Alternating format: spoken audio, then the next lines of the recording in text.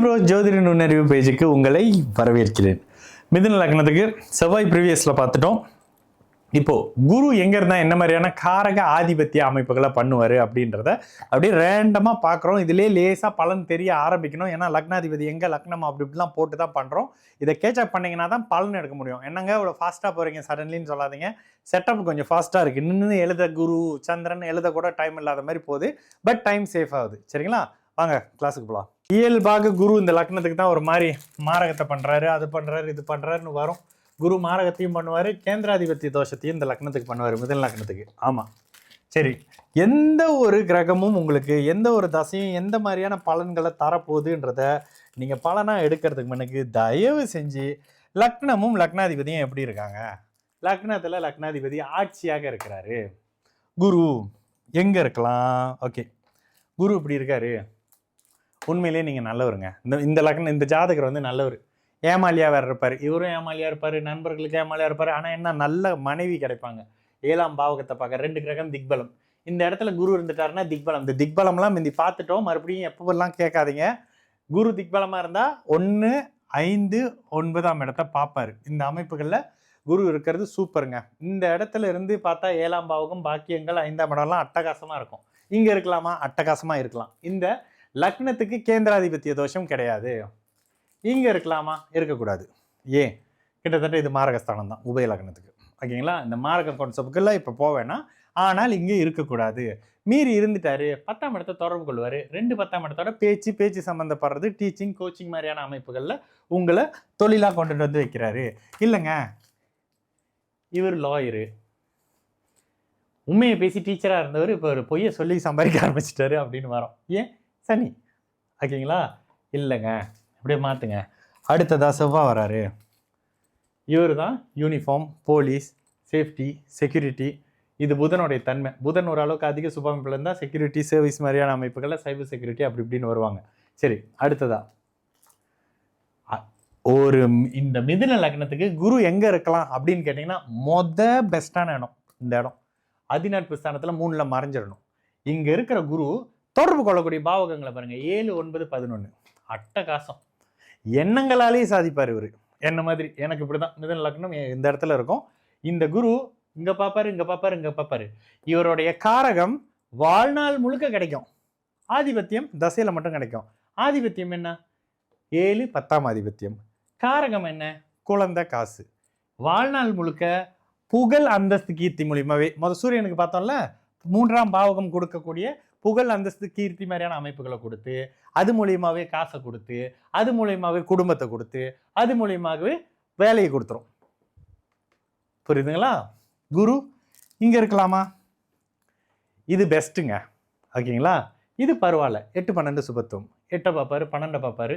வெளிநாடு வெளிமாநில அமைப்புகளில் அதே இந்த செவ்வாய், இங்கே செவ்வாய் சுபத்துவம்னா செவ்வாயோட அமைப்பு எந்த கிரகம் சுபத்துவன்ற தன்மையில் இவர் வெளிநாடு போயிடுவார். இங்கே இருக்கலாமா, சுக்கரனுடைய பலத்துக்கு ஏற்ற மாதிரி இருக்கலாம்னு வச்சுக்கோங்களேன்.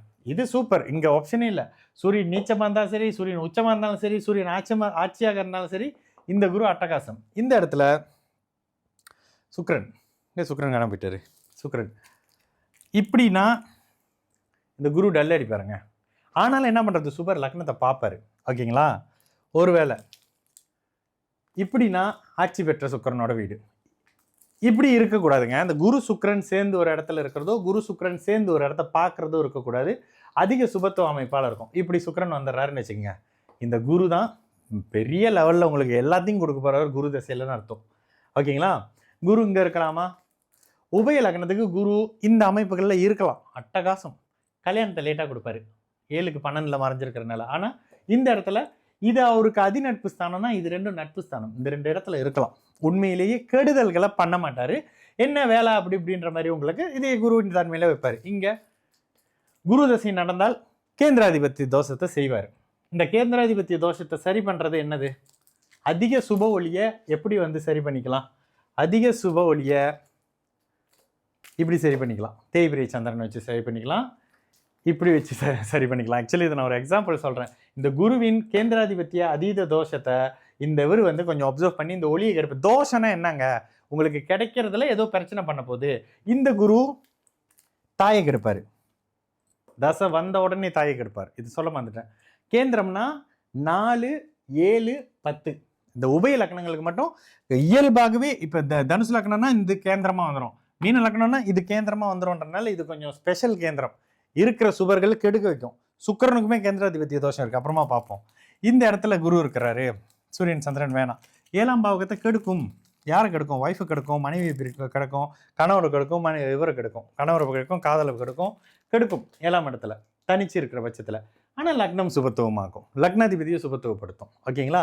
இந்த இடத்துல ஒரு வேளைங்க இந்த மாதிரியான அமைப்புகளில் வந்துருச்சுன்னா, சனி சம்மந்தப்படுற அமைப்புகளில் இந்த இடத்துல குரு தசை கெட்டு போச்சு. குரு இந்த ஆட்சியான குருவாக இருந்தாலும் சனியான சேர்ந்து கெட்டு போயிட்டார். ஆனால் சனி திக்பலமாகவும் லக்னத்துக்கு பாக்கியாதிபதியாகி பாக்கியஸ்தானத்தை சுபத்துவமாக தொடர்பு கொள்றாருன்றதுனால இந்த இந்த சனி தசை நல்லா இருக்கும் குரு தசையை விட்டுட்டு. ஓகே, இங்கே இருக்கலாமா? பரவாயில்ல. ஏன் பரவாயில்ல? நீச்சமாயிடுவார் இங்கே குரு. 8-12 கனெக்ஷனில் வெளிநாடு வெளி மாநிலம்னு சொல்லிட்டு பணத்தை குறைச்சி தான் கொடுப்பாரு. இது வந்து சனியின் அமைப்பு. சனி இங்கே இருந்தாருன்னா ஒரு மாதிரி பணம் வரும், இங்கே இருந்தாருன்னா ஒரு மாதிரி பணம் வரும், இங்கே இருந்தாருன்னா ஒரு மாதிரி பணம் வரும், இங்கே இருந்தாருன்னா மோசமாக பணம் வரும் இந்த குரு திசையில். ஓகேங்களா? இதுவும் லக்னாதிபதியினோட வலுவிற்கு ஏற்ற மாதிரி. இங்கே குரு இருக்கலாமா? சூப்பருங்க. இந்த இடத்துல இருக்கலாம். இந்த இடத்துல உண்மையிலே நேர்மை இருக்கும், நல்ல சுத்தமான ஆன்மீகம் இருக்கும். இந்த உத்திராட்ச மாலை போட்டுக்குங்க, கருங்காலி மாலை போட்டுக்குங்கன்னு பொய்யா சொல்லி அதையும் விற்று தள்ளிக்கிட்டு இல்லாமல், இல்லைங்க குரு சனிக்கு அது சேர்ந்த இது ஆன்மீகம், சிவனை கும்பிட்டா இந்த பிறவியில் முக்தி பெறலான்ற மாதிரியான ப்ராக்டிக்கல். அந்த ஒரு இவர் இருப்பார்ல, ஒரு வயசானவர் இறந்து கூட போயிட்டாரு, நித்யானந்த சுவாமிகள் சொல்லிட்டு ஒரு தாத்தா இருப்பார்ல, இந்த அமைப்புகளில் நேரடியாக எங்கேயுமே தவறையும் தப்பான ஆன்மீகத்தை போதிச்சிருக்கவே மாட்டாங்க பாருங்க. அந்த அமைப்பெல்லாம் இந்த மாதிரி நேர்மையான கும்ப வீட்டில் ஆன்மீக வீட்டில் இருக்கக்கூடிய இந்த குரு இங்கே இருக்கலாமா? இந்த இடத்துல 10ஆம் கேந்திரம்ங்க. இந்த 10ஆம் கேந்திரத்தில் குரு தனிச்சிருந்தா கேந்திராதிபத்திய தோஷத்தை செய்வாரான்னு கேட்டால் 10ஆம் கேந்திரம் கொஞ்சம் ஸ்பெஷல். இங்கே வந்துட்டாருன்னா ஒரு 2-10 6ஓட தொடர்பில் வருவாருன்றதுனால நேரடியாக அவர் டீச்சிங், கோச்சிங், அக்கௌண்ட்ஸ், பேங்கிங் அப்படி இப்படின்னு கொண்டு போயிடுவார். ஆனால் இந்த இடத்துல இருக்கலாமா? இருக்கக்கூடாது. எங்கே இருக்கலாம்? இங்கே பரவாயில்லைங்க. இங்கே உண்மையிலே பரவாயில்ல, லாபத்தை கொடுப்பாரு, பிள்ளைங்களை நல்லா வச்சுருப்பாரு, முயற்சியை பழிக்க வைப்பார், நல்ல கணவன் மனைவி அமைப்புகளை கொடுப்பாரு குரு தசையில். சரிங்களா? 12ல் இருக்கக்கூடாது. வெளிநாடு வெளி மாநிலம் கொண்டு போய் 6ஆம் பாவகத்தினுடைய உங்களையே ஒரு மாதிரி வேலைக்கு அடிமையாக்கி வச்சிருப்பாரு. ஒரு மாதிரியான அமைப்புகளை பண்ணலாம், சம்பாதிப்பீங்க. என்ன வெளிநாடு வெளி மாநில அமைப்புகள்னு ஒரு மாதிரி திரும்பி வரலாமா வேண்டாமான்ற மாதிரியான தன்மைகள் கொடுப்பாரு. ஆனால் கெடுதல் இருக்கா? கெடுதல் இல்லை. இதுதாங்க குருவினுடைய அமைப்பு மிதுன லக்னத்துக்கு. இதில் இந்த குரு ஒருவேளை இதில் எல்லாமே பலன் இதுதான் பலனா? இல்லை. சுக்கிரன் இப்படி வந்தால் ஒரு பலனுங்க. இது கூடவே இந்த குரு கூட சூரியன் சேர்ந்து அஸ்தகங்கம் போகும்போது ஒரு பலன், கூடவே சேர்ந்து ராகு இருக்காரு, ராகு வரும்போது ஒரு பலன். இந்த குரு கட்டி இது என்ன பண்ணுறேன்? முதல்ல சுக்கிரன் போடும்போது இந்த குருவை பலமாக்குறேன். இவங்களெல்லாம் எக்ஸ்ட்ராவாக நான் போட போட போட இவங்கெல்லாம் என்ன ஆகுறாங்க? பலவீனமாக வராங்க. அமாவாசை கூடவே எங்கே ஒருத்தர் குருவை புதைச்சிட்டோம். என்ன நடக்கும்? குருதசை ஒன்றுமே கொடுக்காம வெளிநாட்டுக்கு இழுத்துட்டு போய் சாத்து நிறைய பாதியிலே திருப்பி கொண்டு வந்துடும். இந்த குருதசையில் காரகமும் கெடும், ஆதிபத்தியமும் கெடும். இந்த குருதசை நடந்தால் டிஃப்ரெண்ட் உங்களுக்கு தெரியுதா? ஏன்னா இது என்ன? அமாவாசை ராகுவோட சேர்ந்துருக்காரு, சனியோட சேர்ந்துட்டாரு. என்ன நடக்கும்? செவ்வாய் மட்டும் இங்கே வந்தாருன்னா இந்த ஜாதகரே உயிரோடு இருப்பாரான்றது சந்தேகம்னு ஆயிரும். செவ்வாய் இங்கே வந்தாருன்னா ஒட்டு மொத்தமாக. இதே இந்த புதன் இங்கே போனார்னா இந்த குரு மாரகத்தை செய்ய போறாருன்னு அர்த்தம். இப்போதான் அந்த மாரகங்குள்ளே வருவீங்க. இந்த இடத்துல இப்படி வந்துருச்சுன்னா, புதன் நீச்சமாக இருக்காருன்னா எந்த வயசுல இந்த ராகுவும் மாரகத்தை பண்ணும், குருவும் பண்ணும். எங்க குரு தசையில் ராகு புத்தி, குரு தசையில் சந்திரன் புக்தி, குரு தசை சந்திரன் புக்தி, குரு தசை செவ்வா புத்தி, குரு தசை சனி புத்தி, சனி அந்தரம் அப்படியே போங்க. இதில் தான் அவர் இறந்து போயிருப்பாரு. ஓகேங்களா? குருவினுடைய தன்மை உபய லக்னத்துக்கு, குறிப்பாக மிதுன லக்னத்துக்கு எந்தெந்த அமைப்புகள் இருந்தால் என்ன மாதிரியான பலனை தருவார் அப்படின்றத பார்த்தோம். அடுத்ததாக சனி எந்த அமைப்புகளை கொடுப்பாருன்றதை நம்மளுடைய அடுத்த வகுப்பில் பார்க்கலாம். நான் உங்கள் விக்கி ப்ரோஸ். நல்லது நடக்கும், எல்லோரும் நல்லா இருப்போம். வணக்கம்.